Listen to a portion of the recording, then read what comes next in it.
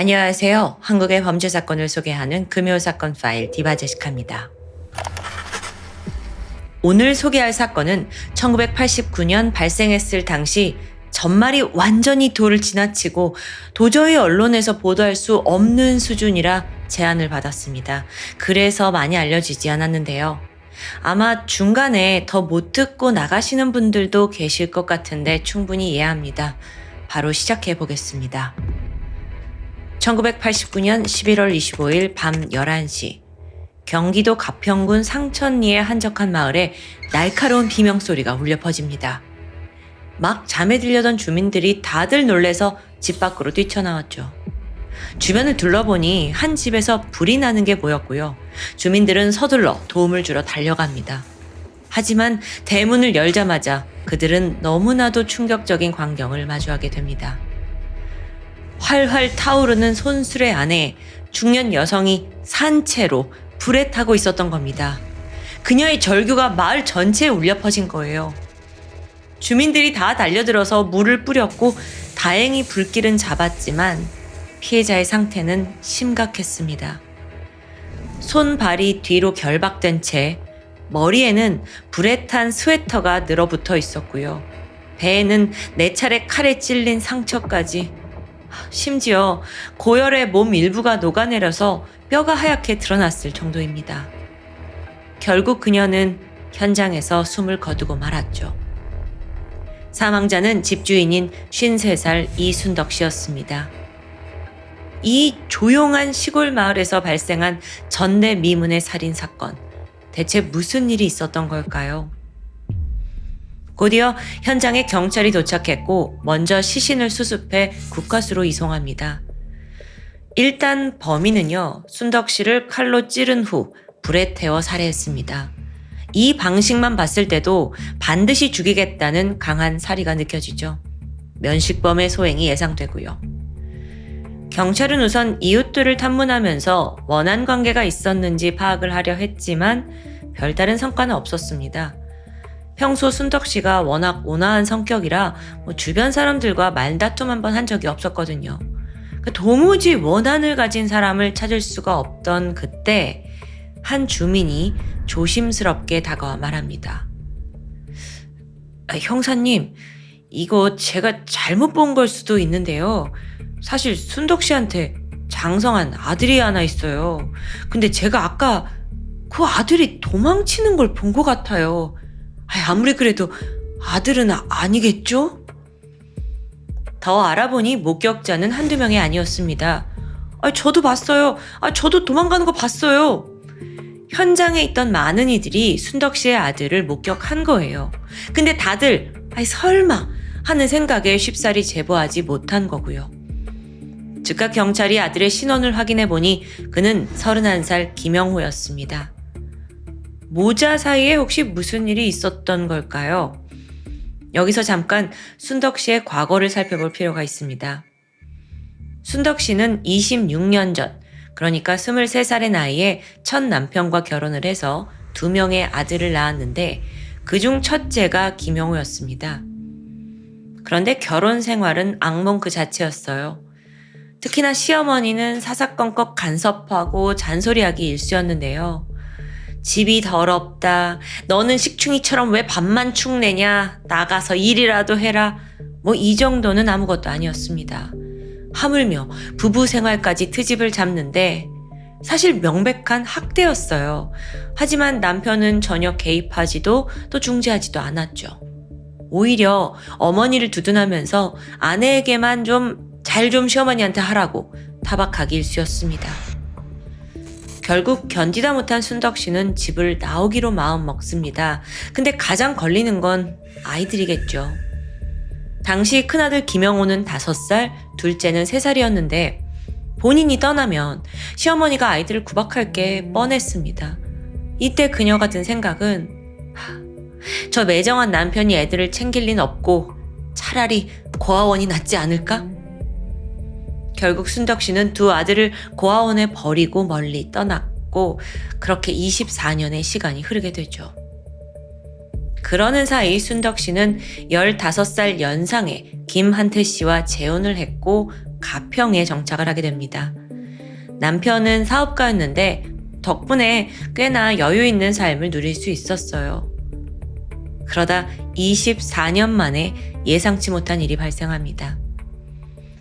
사건이 발생하기 2년 전쯤 어릴 때 고아원에 두고 온 큰아들 김영호가 어머니를 찾아온 겁니다. 그런데 결코 그는 살갑지 않았죠. 첫 만남부터 엄마에게 원망을 쏟아내요. 나 버린 주제에 뻔뻔하게 잘도 살고 있네. 돈 때문에 재혼한 거 아니야? 애들 다 버리고 이렇게? 그때부터 김영호는 지난 세월을 보상이라도 받겠다는 듯 툭 하면 찾아와 돈을 뜯어갔습니다.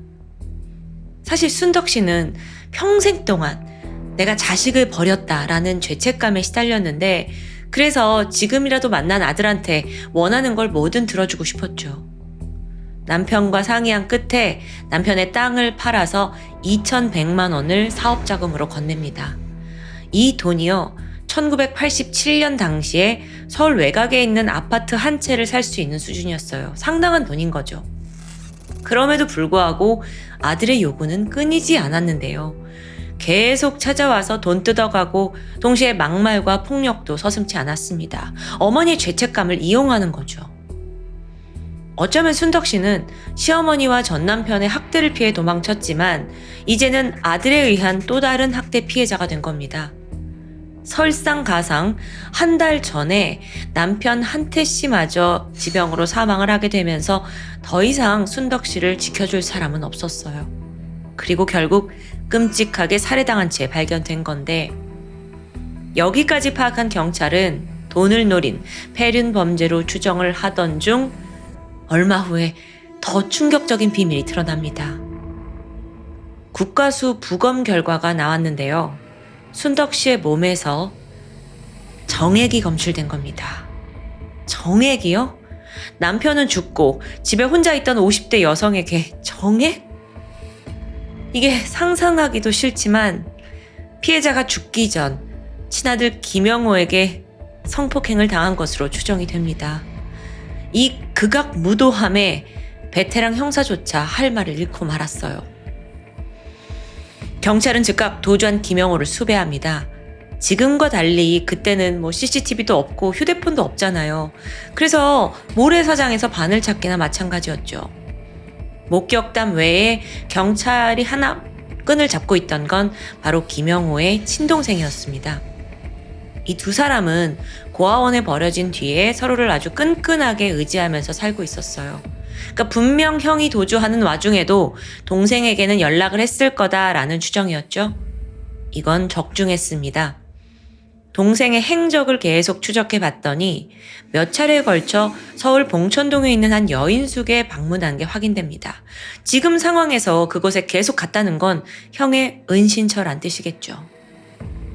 사건 발생 3일 만인 11월 28일 새벽 경찰은 이 업소를 급습했고 그곳에서 김영호를 검거합니다. 그렇게 밝혀진 사건의 전말은 정말 상상을 아득히 초월하는 수준입니다. 일단 5살 때 동생과 함께 고아원에 버려진 김영호는 다른 이들과 부대껴 살며 치열하게 경쟁했습니다. 항상 굶주림에 시달렸고 잘할수록 할 줄 아는 건 주먹질 뿐이었어요.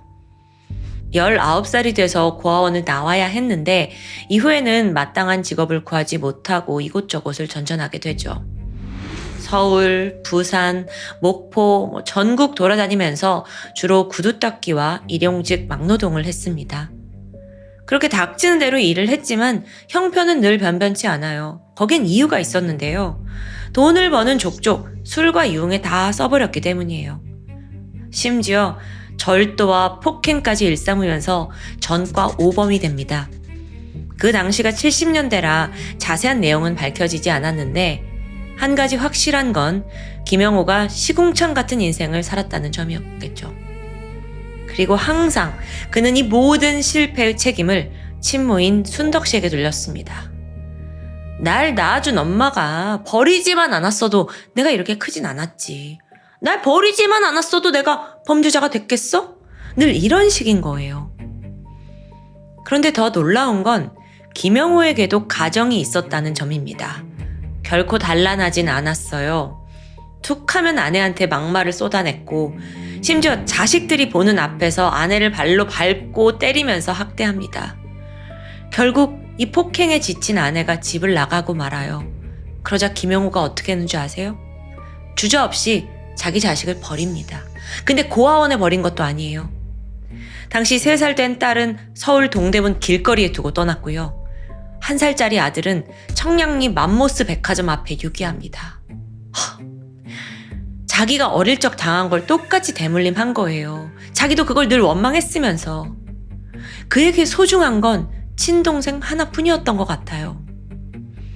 그렇게 동생 외에 가족을 등진 김영호가 그때부터 4년간 친모 순덕 씨를 미친 듯이 찾아 나섭니다. 전국을 돌아다니면서 수소문 한 끝에 그녀가 재혼을 해서 가평 상천리에 살고 있다는 걸 알아냈고 그러자마자 분노가 폭발했죠. 어떻게 나를 버리고 행복하게 살 수가 있지? 당신도 나처럼 불행했어야지. 그러고도 엄마야? 김영호는 곧장 순덕 씨를 찾아갔고 그날부터 지독한 괴롭힘이 시작된 거예요. 돈 요구하고 폭언, 폭행 저질렀는데 그걸 보고 있던 새아버지 한태 씨도 막아보려고 했죠. 그런데 당시 76살 고령의 노인입니다. 20대 후반의 젊은 남성을 상대하기란 역부족이었어요. 어쨌든 순덕 씨로부터 거금을 뜯어낸 김영호는 나름대로 사업이라는 걸 시작하는데 금세 망해버립니다. 그 사업이 글쎄요, 배운 것조차 없기 때문에 제대로 된 일은 아니었을 것으로 추정이 돼요. 그렇게 돈이 떨어지자 또다시 순덕 씨를 찾아오더니 온갖 행패를 부리면서 화풀이를 여기에 하는 거예요. 그렇게 지난 2년 순덕 씨에게는 지옥 같은 날들이 이어졌는데 그러다 사건 당일인 1989년 11월 25일 밤 또다시 김영호가 술에 만취한 채 찾아와서 행패를 부렸습니다. 그는 자기 인생이 이 모양 이 꼴 된 게 다 당신 탓이다 고래고래 소리를 지르는데 그날따라 점점 감정이 격해지면서 말도 아주 거칠어지기 시작했죠. 당신 같은 년은 그냥 죽어. 내 눈앞에서 칼에 찔려 죽어버리라고. 그러더니 주방에서 17cm짜리 식칼을 들고 와서 어머니 앞에 던져요. 이 칼로 죽으라는 거죠. 광기에 찬 아들을 보면서 순덕 씨는 벌벌 떨었습니다. 그런데도 자기 아들이라, 자기 아픈 손가락이라 경찰이나 남한테 도움을 요청할 수는 없어요. 대신에 엎드려서 울고 불고 미안하다고 빌기만 하는데요. 바로 이때 김영호가 순덕 씨를 가만히 내려다보다가 갑자기 팔을 잡고 격하게 제압합니다. 그리곤 강제로 바지를 벗기고 성폭행을 시도했죠. 그 순간 순덕 씨는 완전히 정신이 무너졌을 겁니다. 더 이상 사는 것에 의미가 있을까? 그녀는 이 고통을 끝내고 싶었고 차라리 죽는 게 낫겠다며 아들이 던진 그 식칼을 잡았죠. 그리고 자신의 복부에 고통이 느껴졌는데요. 이 모습을 보던 김영호는 안색에 전혀 변화가 없습니다. 그리고는 피를 흘리며 쓰러진 순덕 씨에게 아주 차갑게 말해요. 그 정도는 안 죽어. 엄살 떨지 마. 그때 김영호 눈에는 광기를 넘어서 살기가 가득했어요. 그러더니 방에 있던 흰색 천을 잡아서 순덕 씨를 결박하기 시작합니다. 손발을 뒤로 꺾어서 동여 맺고 옷장에서 스웨터 한 개를 꺼내더니 오른손에 들고 왼손으로는 머리채를 잡아 그대로 마당으로 끌고 나갔죠. 손수레가 보였어요. 그 손수레 위에 나무 더미를 잔뜩 쌓고 그 위에 어머니 순덕 씨를 올렸습니다. 잠시 후 주방으로 간 김영호는 난로용 석유를 가져와서 그걸 어머니 몸에 전부 붓습니다. 자신은 한 발짝 물러서더니 성냥에 불을 붙이고 그대로 던져버렸죠. 순식간에 불이 온몸에 타들어가면서 순덕 씨가 비명을 지른 거예요. 살이 타는 냄새가 코를 찔렀고요. 그 비명에 주민들이 뛰쳐나오자마자 김영호는 황급히 도주한 겁니다. 다행히 불과 3일 만에 덜미가 잡힌 거고요. 그런데요, 여러분, 이 사건 아직 끝나지 않았습니다. 경찰이 이 전대미문의 사건을 조사하던 중 김영호의 새로운 범죄가 밝혀져요. 심지어 피해자 아는 사람입니다. 새아버지 김한태 씨 지병으로 사망했다고 했잖아요. 그게 아니더라고요. 날짜는 1989년 10월 26일, 약 한 달 전쯤인데 그날도 김영호가 어머니 집을 찾아왔어요. 막무가내로 돈을 달라면서 그때 당시 누워있던 김한태 씨한테 소리쳤죠.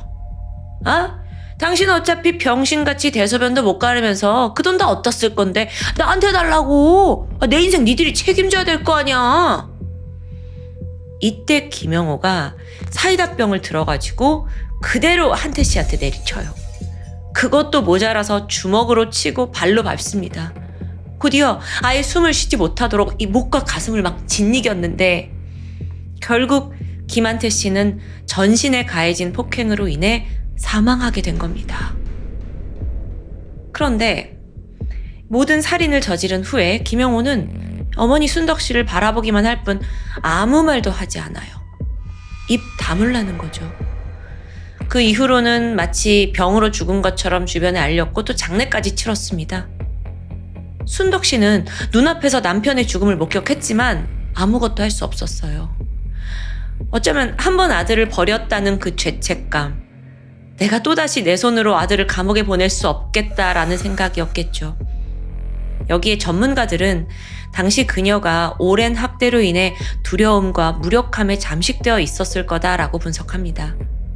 결국 그녀는 진실을 외면했고 얼마 후에 그 선택은 근친 성폭행과 살인이라는 최악의 결과로 돌아온 거예요.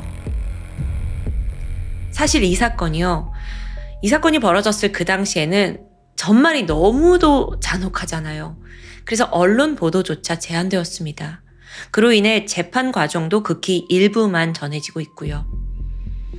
1심과 2심에서 김영호는 살인 및 사체 유기 혐의로 사형을 선고받습니다. 하지만 재판 끝까지 죄를 뉘우치진 않았다고 해요.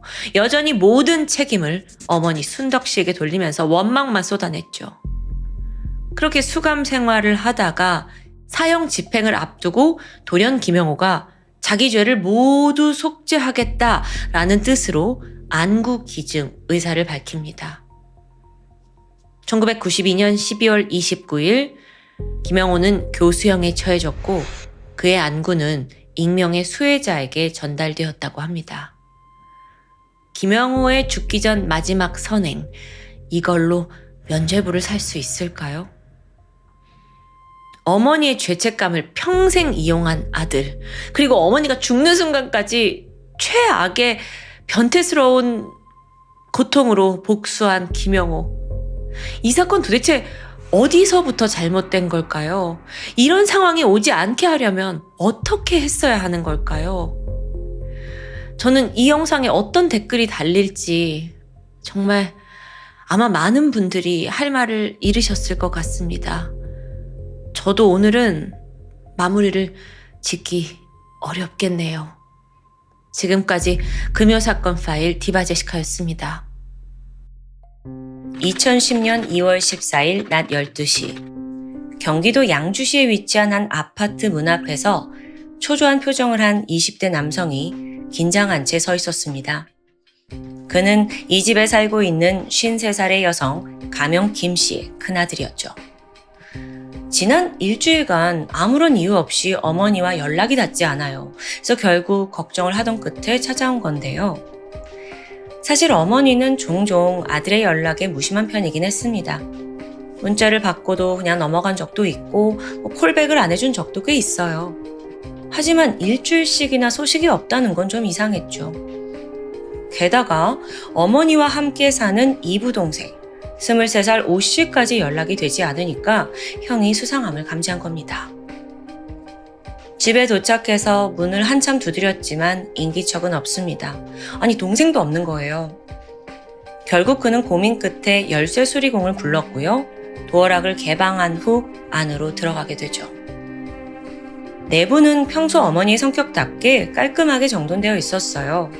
하지만 지나치게 조용합니다. 큰아들은 어머니를 부르면서 조심스럽게 안방으로 향했죠. 그리고 순간 충격적인 광경이 눈에 들어옵니다. 침대 이불 아래 사람의 형체가 보여요. 그런데 덮고 있는 그 이불 위로 검붉은 피가 물들어져 있더라고요. 게다가 침대 헤드 쪽에는 선명한 혈흔이 넓게 튀어 있고요. 너무 놀란 큰아들은 엄마! 달려가서 이불을 걷어냅니다. 그녀는 사망한 채였어요. 머리에 공격을 당했는지 피가 보였고 또 말라붙어 있었고요. 그런데 그녀의 하의가 완전히 벗겨져 있었습니다. 뿐만 아니라 아들이 더 섬뜩한 걸 발견하는데요. 어머니의 오른발에 피로 천왕이라는 한자가 적혀 있더라고요. 이 상황에 너무 큰 충격을 받은 아들은 덜덜 떨면서 겨우 신고를 했죠. 즉시 경찰이 아파트에 도착했습니다. 수사관은 들어가면서부터 출입문, 창문, 베란다까지 살피게 돼요. 누군가 강제로 침입한 흔적은 보이지 않았죠. 집안은 잘 정돈되어 있었고 몸싸움의 흔적도 없습니다. 잠시 후에 곳곳을 수사하던 중에 그 시신이 있던 침대 아래에서 현금 40만 원이 나와요. 또 피해자 명의의 통장도 발견되고요. 만약에 강도 범행이었다면 현금이 남아있을 리 없죠. 그래서 경찰은 이 점에서 강도 살인의 가능성은 완전히 배제합니다. 한편 시신은 두개골이 완전히 손상됐을 정도로 심하게 가격당한 상태였습니다. 그리고 사망에 이르게 한 그 흉기는 피해자의 발 아래에 떨어져 있었는데요. 피 묻은 망치였죠. 길이가 한 36cm짜리였어요. 근데 알고 보니까 이게 집 안에 공구함에 있던 망치더라고요. 앞서 피해자의 하의가 벗겨진 상태라고 했는데 경찰은 그녀가 성폭행을 당했다는 걸 감지합니다. 근데 이상하게 저항한 흔적이 없어요. 이걸 토대로 경찰은 피해자가 먼저 망치에 맞아서 의식을 잃은 상태에서 성폭행을 당한 것으로 추정했습니다.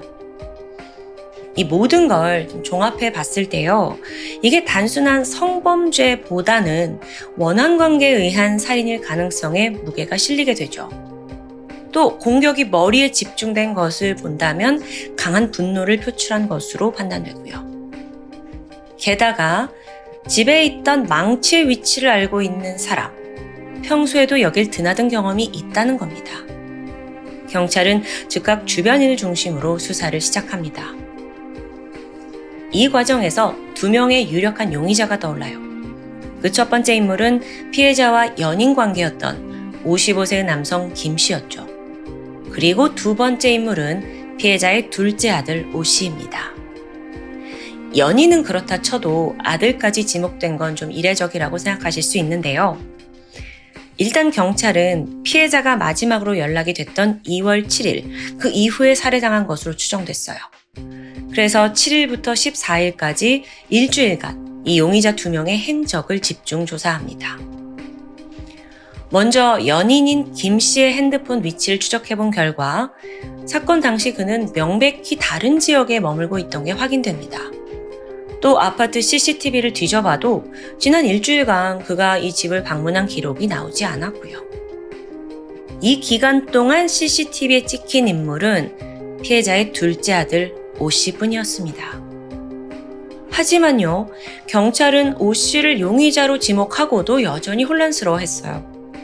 알다시피 피해자 시신에서 성폭행의 흔적이 있었잖아요. 이게 말이 되나? 그런데 여러분, 둘째 아들이 원래 이 집에 같이 살고 있었거든요? 지금 어디 있는 거죠?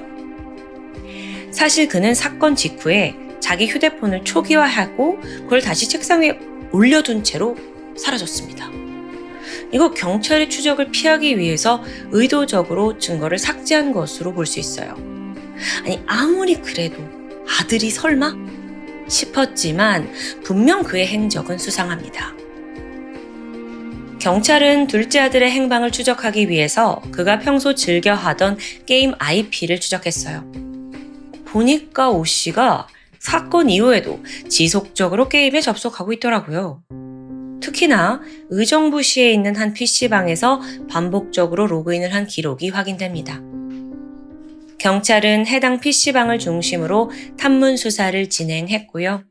그 결과 사건 발생 이틀 만인 2월 26일 저녁 8시 당신을 침모살인죄로 체포합니다. 오 씨를 검거하는 데 성공하게 되죠. 체포 당시 그는 별다른 저항을 하지 않았어요. 조용히 자리에서 일어나서 경찰에 연행이 됐고요. 그리고 자기 범행 순순히 시인합니다. 이렇게 되면 친아들이 어머니를 살해하고 성폭행까지 했다는 그 충격적인 게 지금 성립이 된다는 거예요. 경찰도 믿고 싶지 않은 현실이었죠. 여기서 잠깐 오 씨의 과거를 알아볼 필요가 있습니다.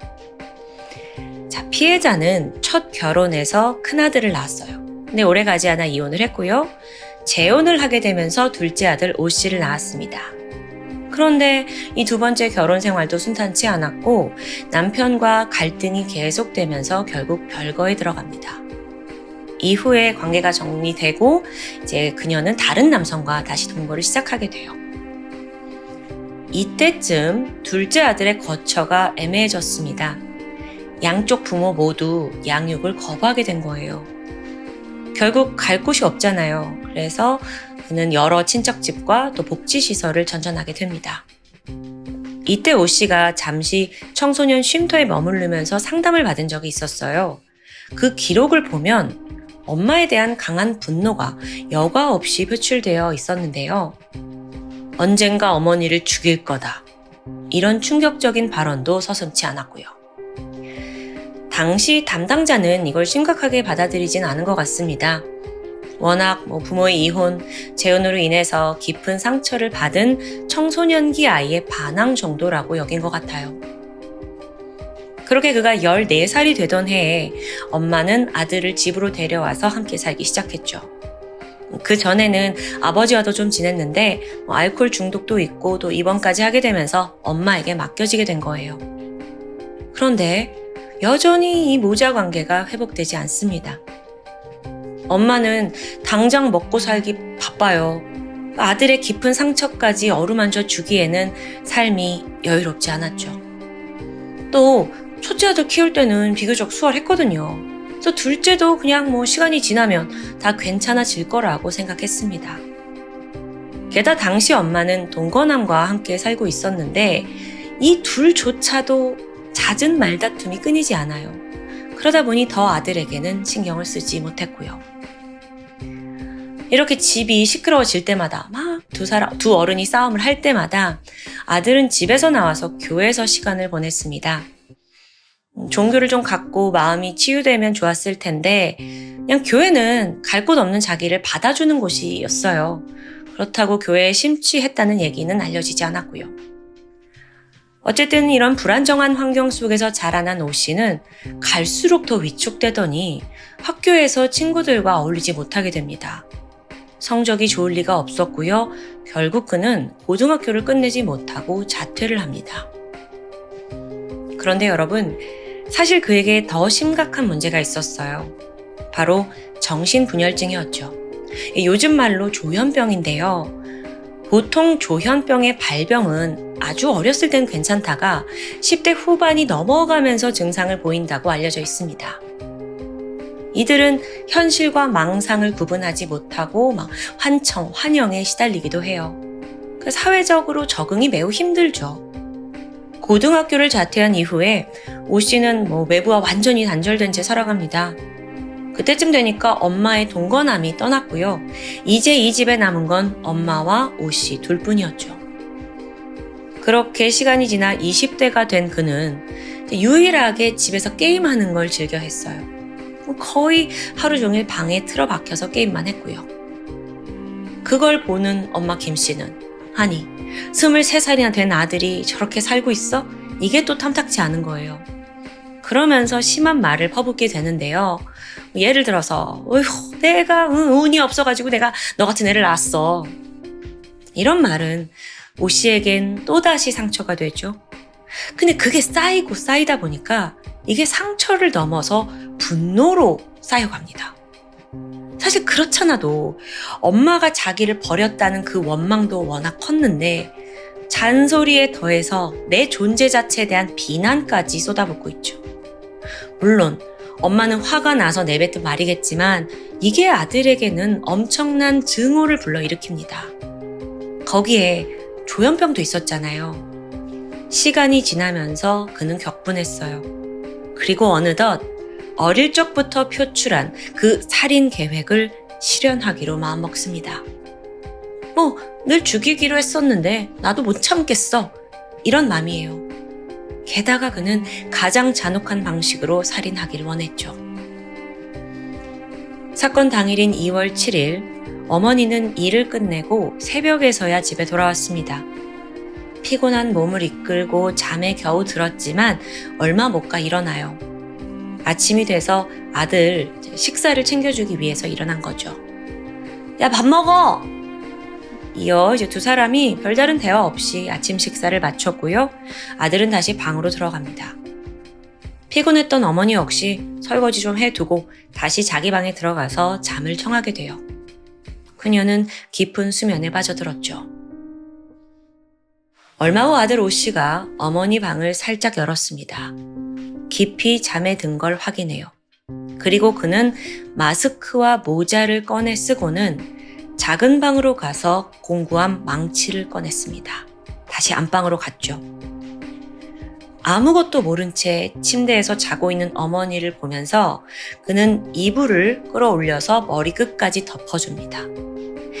이 행동은 죄책감을 덜기 위해서가 아니었습니다. 행여나 자기 몸에 피가 튀는 걸 방지하기 위해서였죠. 그리고 나서 오 씨는 주저없이 망치로 이불 위를 내리쳤어요. 수차례 이어진 가격에 이불로 막 빠르게 피가 번졌고요. 주변 벽에도 혈흔이 튀었습니다. 이불 속에 있던 어머니는 미약하게 경련을 일으키다가 결국 움직임을 멈추게 되죠. 그러자 아들 오 씨는 어머니가 사망했다고 생각을 했는지 잠시 숨을 돌리게 됩니다. 그런데 바로 이때 그의 눈에 이불 사이로 빠져나온 어머니의 다리가 보여요. 그리고 정말 말도 안 되지만 절대로 금지된 욕구가 치밀었습니다.